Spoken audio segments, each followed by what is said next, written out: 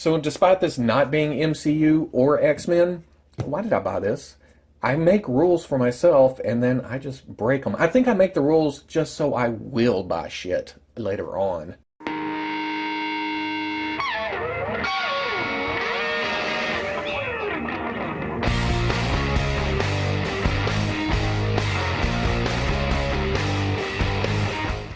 Okay people, welcome back to another Fwoosh review. Tonight I'm taking a look at the Hasbro Marvel Legends Toys R Us exclusive Spider-Man and Mary Jane Watson 2-pack. Now this is just hitting stores right now. Some have leaked out over the past few weeks. I just found mine this morning. In fact, I was at Toys R Us Thursday. They didn't have Jack. And then they actually went up online for sale this morning. Well, I didn't grab one thinking, I'll find one in store.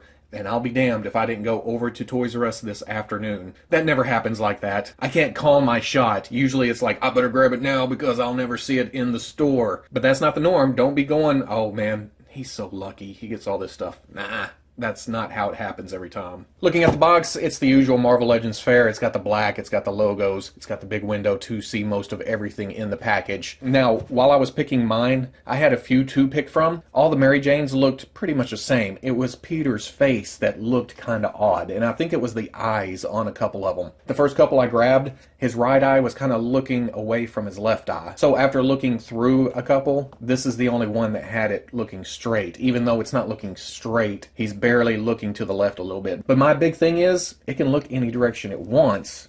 I just like the eyes to be pointing in the same direction. I'm looking at you, Misty Knot. On the side, you get a pretty picture of Mary Jane. On the back, the promotional shots for both the figures, bios, and then the warnings, the unreadables down here probably says something like, depending on their marital status at any given moment, watch out where you put these on the shelf. And then on the other side, pretty picture of Peter Parker. But I'm gonna get these out of the package. See what's going on here. And there we go, all out of the package. I don't regret this, not at all. Like I said a minute ago, I try to keep my purchases within the Marvel Legends line to a certain team, to a certain outlet. I try not to buy everything, but I can't help it. This is just too good right here. Now for the Spider-Man, we've seen this sculpt before. It's the pizza Spider-Man, and there's nothing wrong with that. I have a couple problems with it. It's just my own personal preferences. But for the most part, it's nicely sculpted. It's nicely articulated. It's a great Spider-Man body. But the head itself is a new Peter Parker sculpt. And even though I haven't read modern comics, I heard after the whole Octavius in his brain thing, the Superior Spider-Man arc, he's kind of grown up, kind of grown into his own. And I've been interested, I just haven't had time to sit down and go over it. The sculpt is great. It's got a little grin to it. It's got that Parker charm, I guess. You could say it comes across within the sculpt, and I like that. But it's a more adult Peter Parker, I think. Flipping over the paint, the Spider-Man suit, out of a lot of the other costumes, has more likeliness to get screwed up. Because of all the blocked off parts, because of the lines, because of the colors.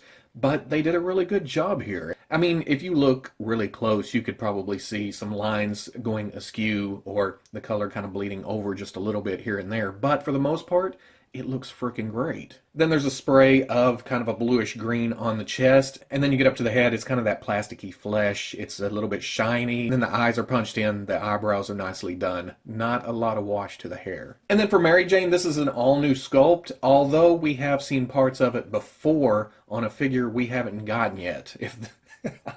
I'll explain, I swear. It looks like the jeans, at least down to the ankles, are the Jessica Jones sculpt we saw last year at San Diego Comic-Con, and then this year at Toy Fair. I'm not quite sure at the bottom because Jessica Jones wears boots, and Mary Jane here has slippers? I don't know women's footwear. And then it also uses the lower abdomen, which is the same piece as the crotch. It has a new upper body from what we saw of Jessica Jones. On the Jessica Jones prototype, you can see there's wrinkles above it. For Mary Jane, no jacket, so they went with a full-on new sculpt up top. And then, of course, there's the head. It's not quite that classic Mary Jane that a lot of people were asking for. It's more of a mix, I guess you could say, between the modern and the classic. It has the freckles, it has kind of that girl next door look, but then it has the supermodel flowing hair kind of look to it, and I guess you could say that about the rest of the body. And then flipping over to paint, staying up at the head for a minute, yeah, whoa, this is really nicely done. The lips, the eyes, the eyebrows, great placement here, and the colors are great. And then on the jeans, there's kind of a washed out look to it. The base color is blue, but it has a faded look to it. They kind of oversprayed it with a light blue to give it that worn in look. And then up on the hair, it's kind of brighter up top than it is lower. It goes from a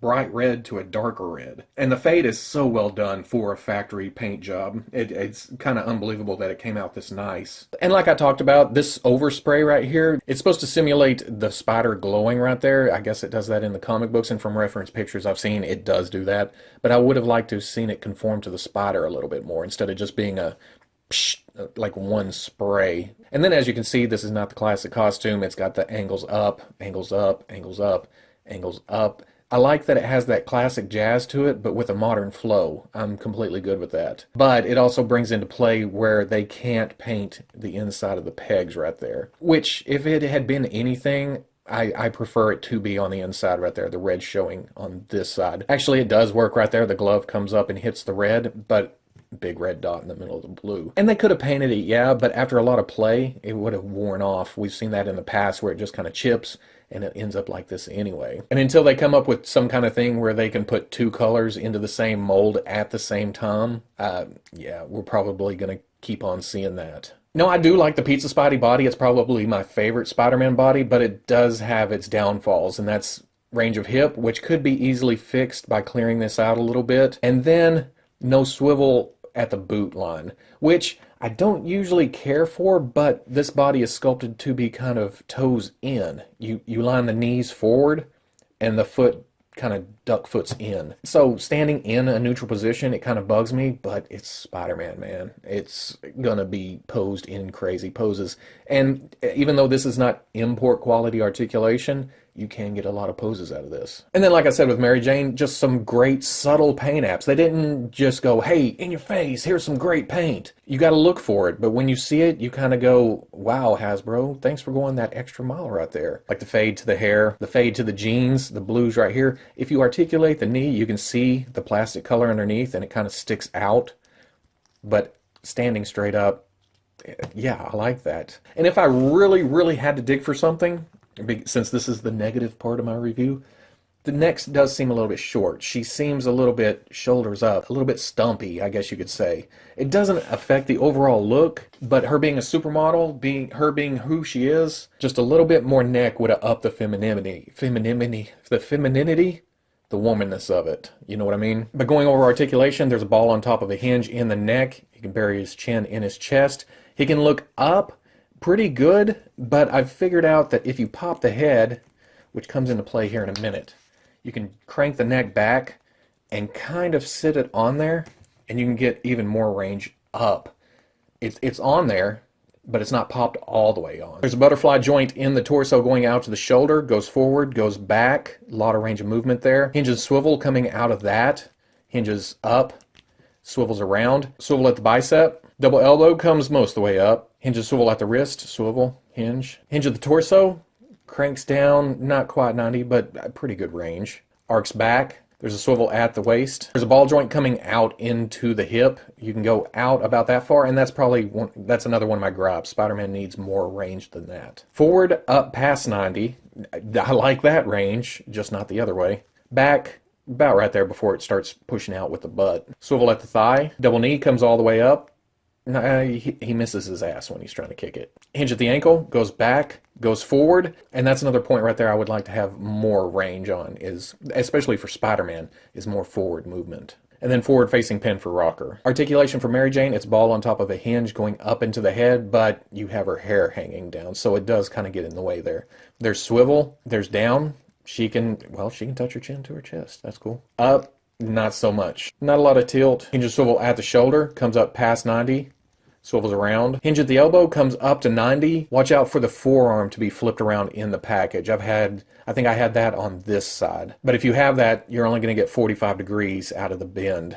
So if you don't have a lot of range there, flip the forearm over and then it comes all the way up. Hinge swivel at the wrist, hinge swivel. Ball joint mid torso, you get a little bit forward, back, side, and then there's swivel. Good range of movement there. A ball coming out into the hip, she gets more range than Spidey.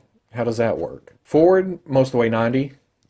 Back, not much because, yeah, the sculpt back here. Swivel at the thigh, double knee comes all the way up. Hinge at the ankle, goes back, goes forward, and then forward facing pin for rocker. For accessories, Spider-Man comes with several sets of hands. He comes with 2 fists. He comes with 2 wall crawling hands. And then he comes with 2 thwip hands. And then, of course, there's the interchangeable head. He comes with a masked head. But if you notice, this is not the original Pizza Spidey head. This is the Superior Spider-Man head. It has the sculpt for the eyes. It has an outline around it. I think the eyes are supposed to be glowing, so I think that's why the paint kind of bleeds over onto the black. And there's a nice kind of carbon fiber to the blue here. So it looks kind of techie while kind of glow. It's not perfect, but it's not a bad job. Now the hands pop right off, the other hand pops right in the hole, no biggie at all. The head is a little bit tougher. There's a nice good pop to it, and then to get the other one on, you gotta get it down, force it on there. But once you have it on, it looks good.